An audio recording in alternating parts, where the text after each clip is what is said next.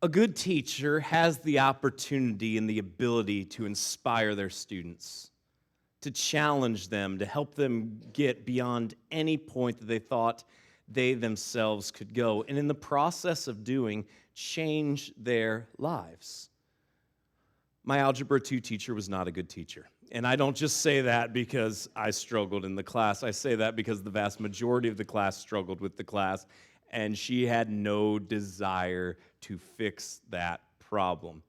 The trouble comes when you're trying to get scholarships, and so you need to bump that grade up. Not that you're in risk of not graduating, but you are in risk of maybe not being eligible for some of the scholarships because of what it would do to your GPA. So my family assisted the help of a history teacher. And I scratched my head for a second. I said, wait a minute. You want me to go to a history teacher for an hour a week to teach me Algebra 2? That I have to sit in that class 7.5 hours a week? And somehow in that hour with a history teacher, it's all going to make sense? And it did. He was a brilliant mind. He was a great guy. And I wasn't alone with meeting with him. There were other students from the Algebra 2 class that I had as well that would meet with this man. And for an hour a week, we would get together at his house, and he would not accept any money for it. His only payment was helping people. And he helped me and countless others understand really in 30 minutes what we didn't understand in 7.5 hours of weekly classroom instruction. And then for the rest of the 30 minutes, he would just talk to us about life, about history, because that's what he really loved, about things that he'd experienced. And what I found was there were things about math that we talked about, but oftentimes I left not only understanding algebra more, but understanding a lot more about life. He was able to explain concepts that I would have no ability to comprehend when I walked in his doors. And at the end of that time, I was able to ace the tests. He just had a way of explaining it and helping me understand. Over the course of the last couple weeks, we've been looking at the Old Testament book of Daniel. And as we saw Daniel chapter 1, we were introduced right away to Daniel and some of his other counterparts in the midst of a very trying circumstance. Nebuchadnezzar had sent the Babylonians in. They had ransacked Judah, and they'd taken Daniel and some others to Babylon. There they were instructed about a new way that they were to live their lives. They were tried to be given a new diet, and Daniel intervened, and he said, hey, let us try it this way, and God granted that request. And then we saw Daniel chapter 2, the beginning portion of it last week. And what we saw was Daniel, who was in many ways a political prisoner, now had been elevated into the service of the same king who had conquered his land and his people. And this king, King Nebuchadnezzar, had had a horrible dream, terrible dream. And he couldn't make sense of it. So he sought all of the wise counsel and advisors that he had in his country, and he said, explain the dream to me. And the best of his advisors said to him, sure, just tell us what the dream was, and then we'll give you the explanation. And Nebuchadnezzar said, no, tell me the dream and the explanation, and if you can't, I'm not only going to kill you, but I'm going to kill every wise member of my council in the land, which included Daniel. So Nebuchadnezzar sent the captain of his guard out to go round up Daniel because nobody's able to do this. And Daniel said, just give me an opportunity. Please, let me pray about it. And what did he have to lose at that point? And so he did. And God gave Daniel the dream and its interpretation. And that's where we left off. So if you have your phones or your tablets, I'd invite you to follow along with us this morning in the Bible app. It's a free resource that you can find in whatever app store you utilize on your device. Go to the events feature once you have it installed, and you can either enable your locations or write in Lakeside, Algoma. We'll pop up, and you can follow along with us that way. If you have a traditional Bible with you this morning, again, we are journeying through the Old Testament book of Daniel, Daniel chapter 2. We're going to begin this morning in verse 24 of Daniel chapter 2. And if you're joining us via the stream this morning, thanks so much for joining us. My name is Brian. I'm part of the team here at Lakeside, and the verses will be available for you on the screen below. Daniel's now been given the interpretation. He's been given the dream. And as we left off in Daniel chapter 2, the very first thing he did was he praised God, recognizing that this is an impossibility, but through God it was made possible. We now arrive to verse 24 of Daniel chapter 2, where we read these words. Therefore Daniel went into Arioch, whom the king had appointed to destroy the wise men of Babylon. He went and said thus to him, do not destroy the wise men of Babylon. Bring me in before the king, and I will show the king the interpretation. Now Daniel tells Arioch not to destroy the wise men of Babylon. Arioch was the captain of the guard that Nebuchadnezzar sent out to round up all the wise men and to kill them because they weren't able to tell Nebuchadnezzar what he dreamt or the fact of what that dream, that he wouldn't tell him what it was, what it meant. I want you to think about this for a moment.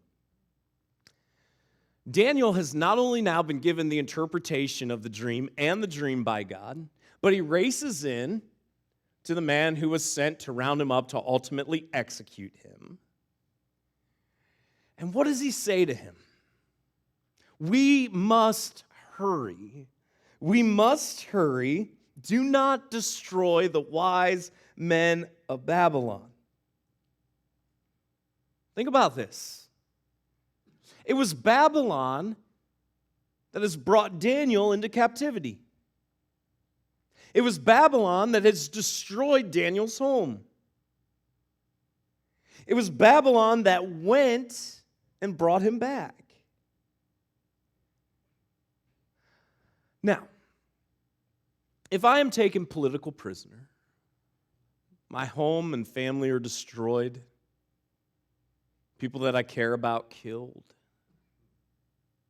and I am now forced into service of the leader who directed this attack, and I see that all of his advisors now have a death sentence on their heads, I do not know that I have the ability to respond like Daniel does.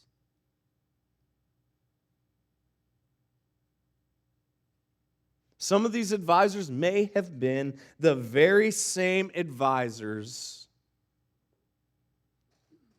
who put the raid plan into place. And Daniel doesn't just delay until it's time for his life to be spared and his life to be saved. But he tells Arioch, let me go see King Nebuchadnezzar, that the lives of all of these people may be spared. Then Arioch brought in Daniel before the king in haste and said thus to him, I have found among the exiles from Judah a man who will make known to the king the interpretation. The king declared to Daniel, whose name was Belteshazzar, are you able to make known to me the dream that I have seen and its interpretation? Arioch races to Nebuchadnezzar, and the king asks Daniel if he is in fact able to do what the Chaldeans were not able to do earlier in Daniel chapter 2. Not only are you able to provide an interpretation of the dream, but are you able to provide what it is that I had dreamed about?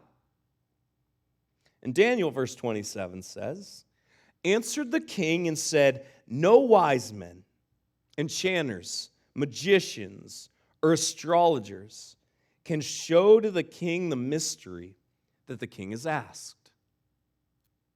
But there is a God in heaven who reveals mysteries, and he has made known to King Nebuchadnezzar what will be in the latter days. Daniel leverages this audience that he has with the king, and he highlights the fact that this request, it's impossible. It's impossible what Nebuchadnezzar had asked the best of his advisors, the Chaldeans, to do. But not only that, Daniel takes it further. There's no amount of wisdom, enchanters, magicians, astrologers. No one is able to do for you, king, what you have asked to be done. It is an absolute impossibility. But there is a God. But there is a God in heaven and in life and in your circumstances. When you come up against an impossibility, may this be something that we keep at the forefront of our hearts and in our minds. And so often what happens is when we reach the point of something and we look around and there's no expert in the world who can solve it for us, there's no specialist who can deliver us, we reach this point and we just think, it is impossible. But nothing is impossible for God.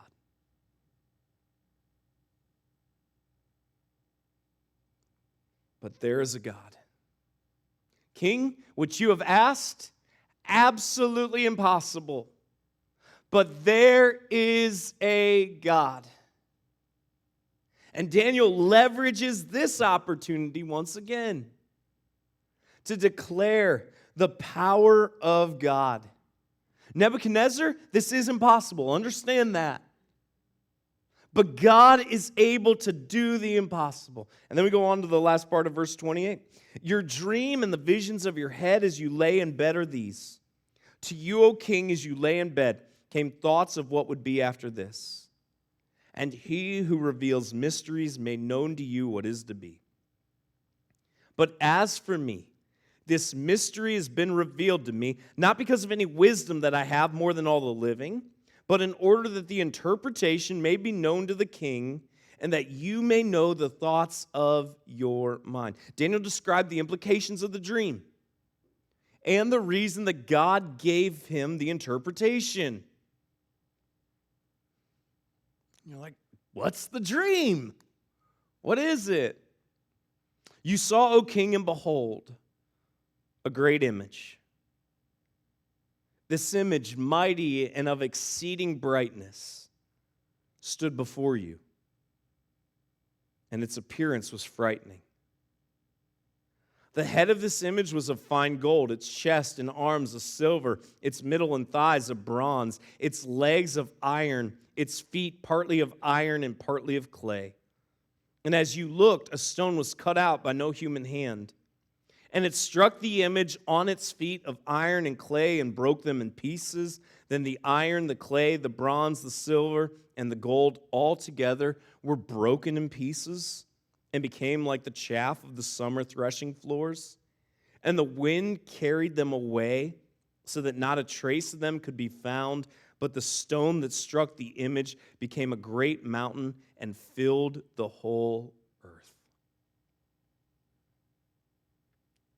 All right, so let's break this down. The dream explained.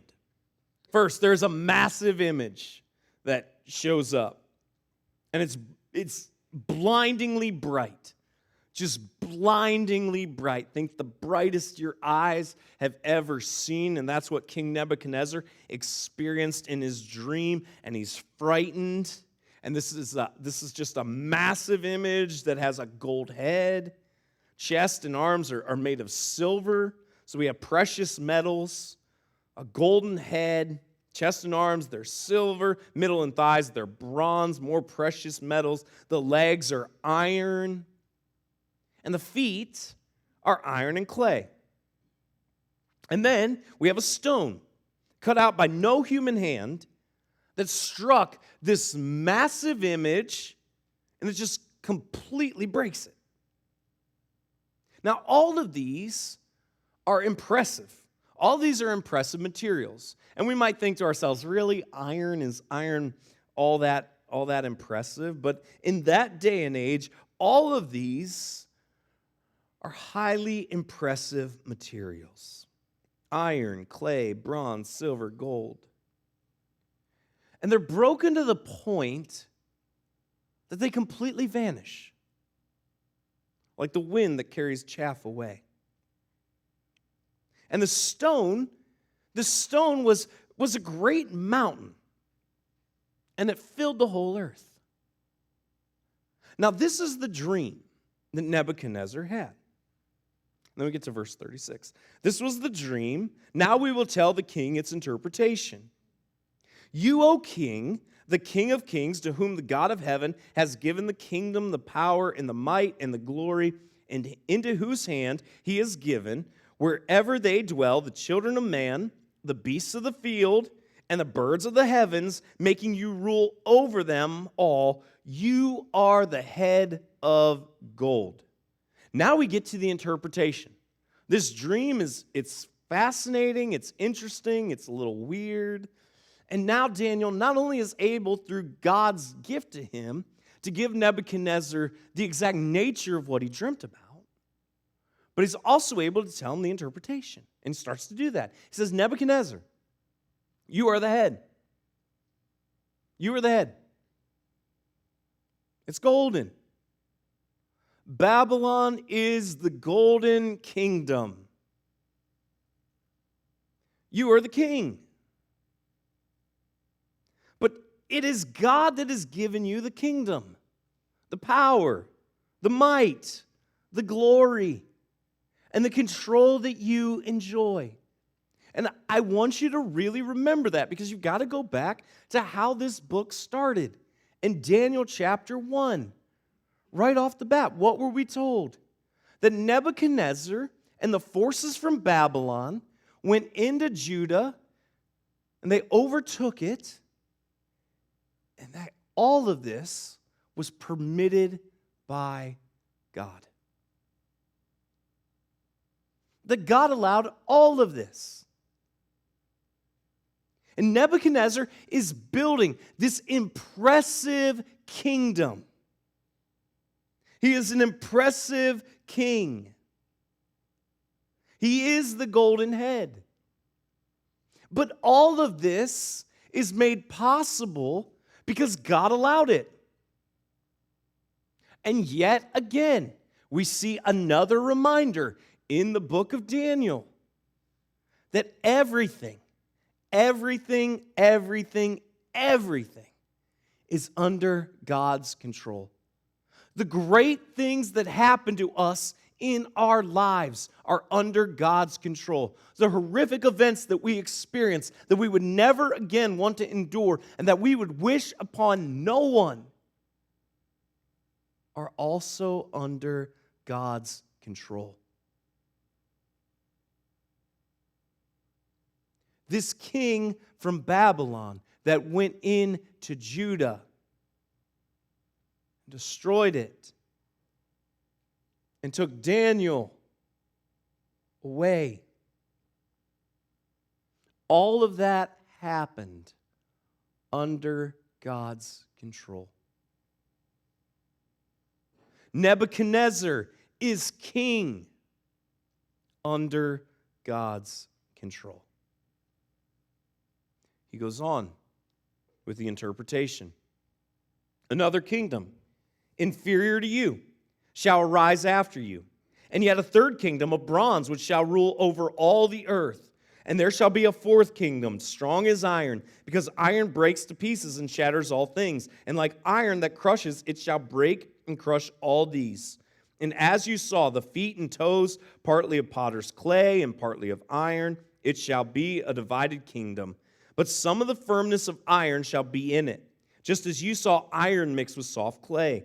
And as the toes of the feet were partly iron and partly clay, so the kingdom shall be partly strong and partly brittle. As you saw the iron mixed with soft clay, so they will mix with one another in marriage, but they will not hold together, just as iron does not mix with clay. Nebuchadnezzar, you are a great king. You have a great kingdom. You are the golden head. But a kingdom will come after yours. And I want us to really think about this. A kingdom will come after yours.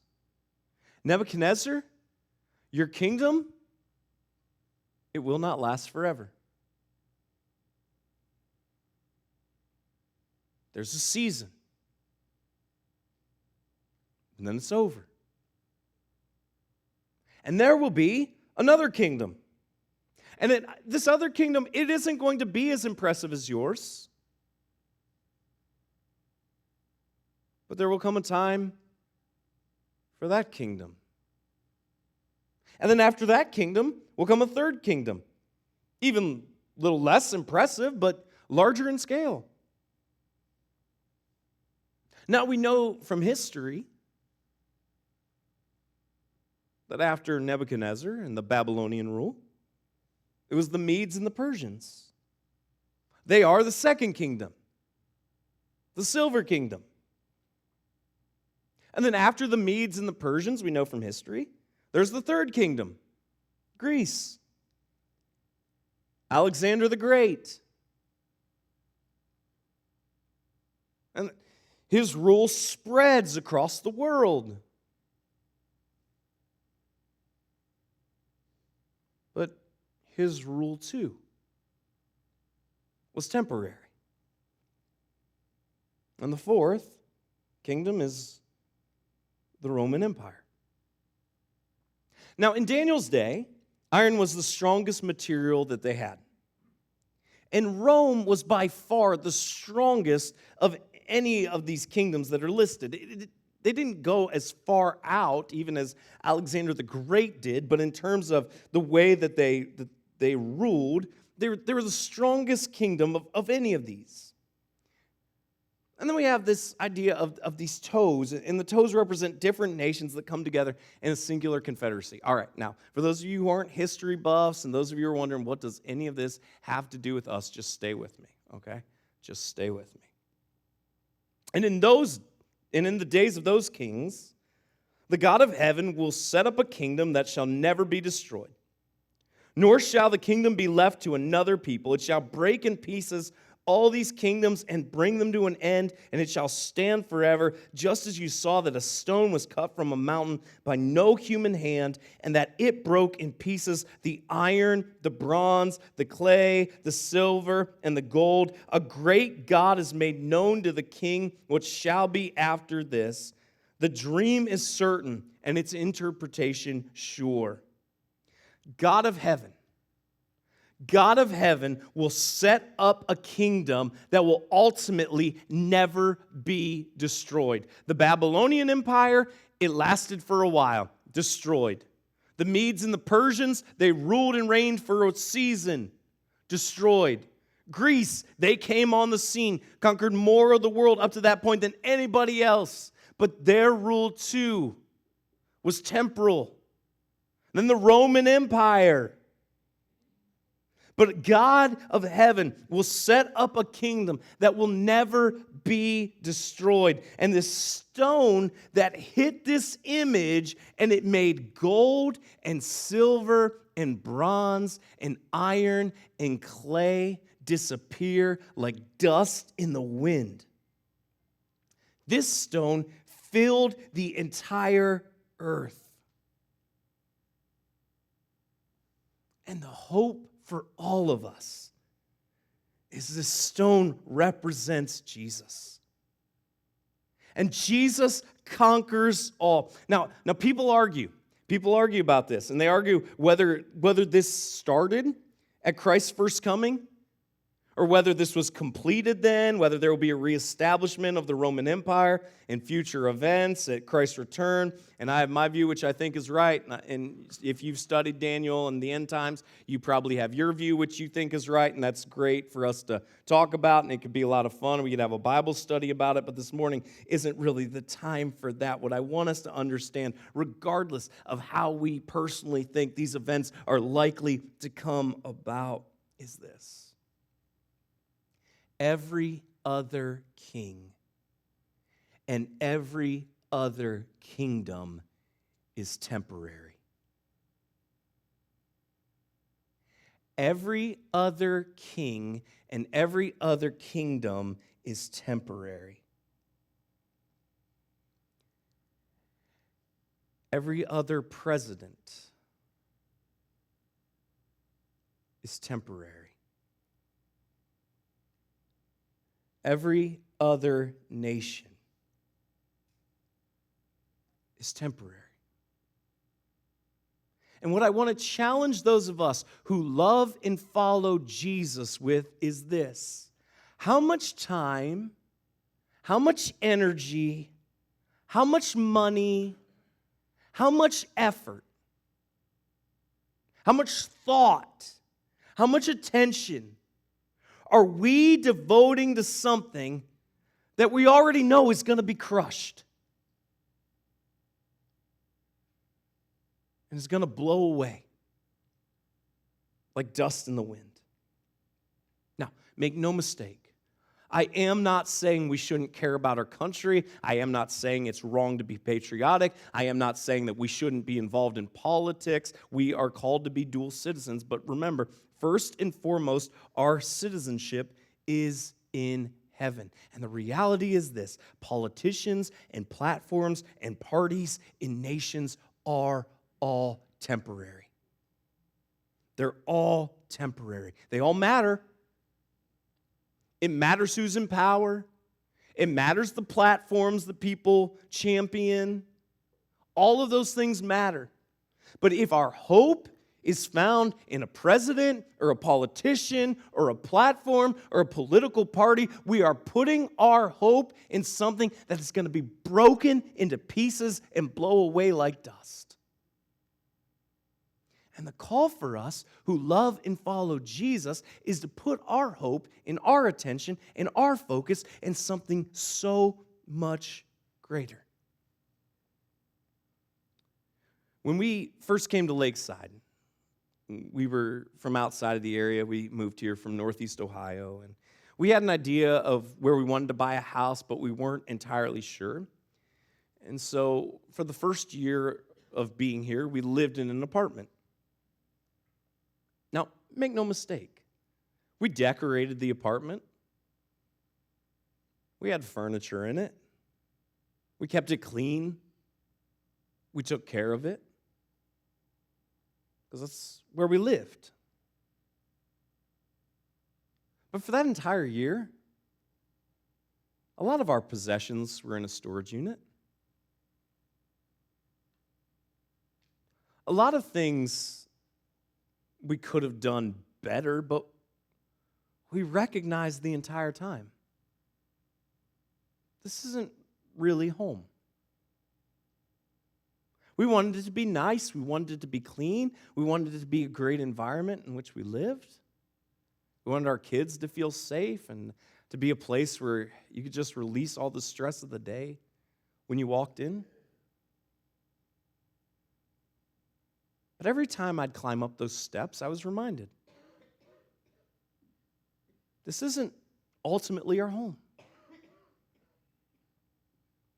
And the challenge for all of us is to remember that as great and as challenging and as rewarding and as difficult as this life is, this isn't ultimately home. And when we put all of our hopes and all of our aspirations and all of our dreams and the things in front of us day in and day out, and we fail to remember even if we build the greatest nation of all time, with the greatest leaders and the greatest platforms, it too is going to be broken into pieces. My hope and my prayer for every single one of us who loves and follows Jesus is that we would remember where home is for us. And we would do our best, day in and day out, to leave our mark and to make things better and to champion causes and people that support causes that are close to the heart of Christ. But if our hope at the end of the day is found in our national allegiance or who it is that has been elected to represent us, then we are missing something so much greater that God has called us to be a part of. And the reality is, there's always another election cycle. And things are going to happen that sooner or later change the tide. But Jesus and the hope of God is constant. And then King Nebuchadnezzar, who was the golden head, and his kingdom, which represented that golden head, he fell upon his face and paid homage to Daniel and commanded that an offering and incense be offered up to him. And the king answered and said to Daniel, "Truly your God is God of gods and Lord of kings and a revealer of mysteries, for you have been able to reveal this mystery." Nebuchadnezzar is blown away by what Daniel has explained. And through it, he sees the character and the power of God through what Daniel has told him. Then the king gave Daniel high honors and many great gifts and made him ruler over the whole province of Babylon and chief prefect over all the wise men of Babylon. And Daniel made a request to the king, and he appointed Shadrach, Meshach, and Abednego over the affairs of the province of Babylon, but Daniel remained at the king's court. Daniel's elevated, and what does he do? He leverages that position to elevate Shadrach, Meshach, and Abednego.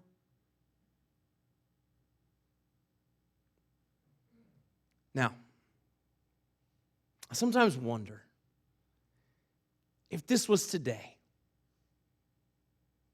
what would the response of those who love and follow after Jesus be to Daniel?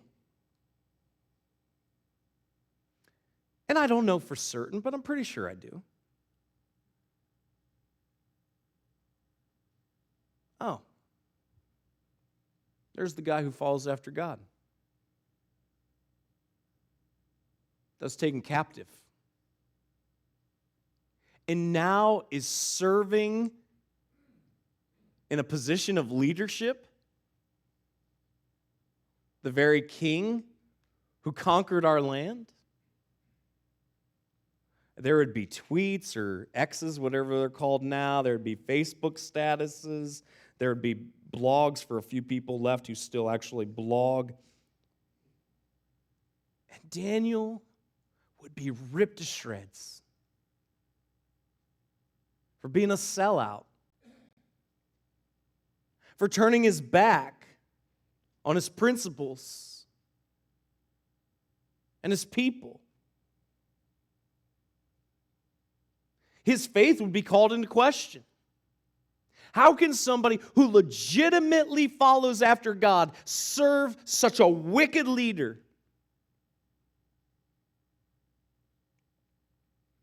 And I don't want us to lose sight of what we can learn from Daniel. And that is this. If we want to have influence in our society and as people that love and follow Jesus, we should, because our society desperately needs it. We have to be willing to serve the people that God has put in positions of authority, even if we don't agree with their politics. Whether you love President Trump or whether you hate him, if you have the opportunity to have influence in that society and God puts you in position for that, then as people that love and follow Jesus, we should be ready to serve. Whether you love Governor Evers or you hate Governor Evers, whether you agree with him politically or disagree with him politically, Senator Johnson, Senator Baldwin, we could go down the list. But as people that love and follow Jesus, if we have an opportunity to impact our society, we have to be willing to serve the people that God has put in positions of authority, even if we disagree with them politically. And that can be really hard to do, but I'll tell you it's impossible to do if you lose sight of the fact that there's something bigger that's going to break all of this into tiny pieces. Let us be great citizens of America, but let us be even greater citizens of heaven. And as people that love and follow Jesus, may that be what we take from the way that Daniel has gone from being a political prisoner to one of the most influential people in the government of Nebuchadnezzar. God, I pray that you'd help us.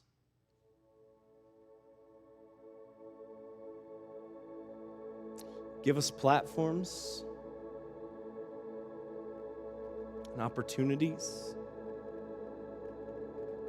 to proclaim your name.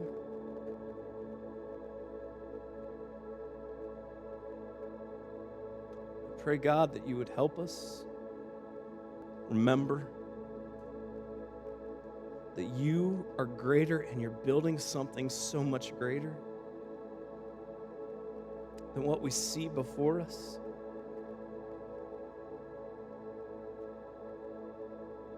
And I pray, God, that as partisan fights and the temperature raises all around us, that we as dual citizens would be engaged, but we would never lose sight of where our ultimate citizenship lies. So give us opportunities, God, to serve the platform and the party that we agree with.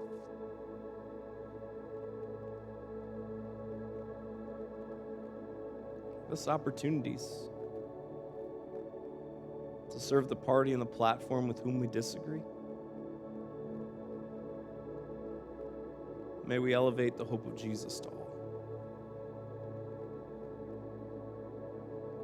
God, help us love one another. Help us choose to reject the narrative just because we have disagreements with somebody politically that they're a horrible person.